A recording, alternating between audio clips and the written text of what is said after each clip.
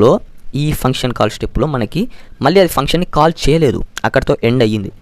ఇంకొక వాల్యూని రిటర్న్ చేసేసింది. ఆ రిటర్న్ చేసిన వాల్యూ ఎక్కడికి వెళ్తుంది, దాన్ని అంటే ఈ ఫంక్షన్ని ఎక్కడి నుండి అయితే కాల్ వచ్చిందో దాంట్లోకి రిటర్న్ చేస్తుంది ఈ వాల్యూ, రిటర్న్ 1 అనే వాల్యూని.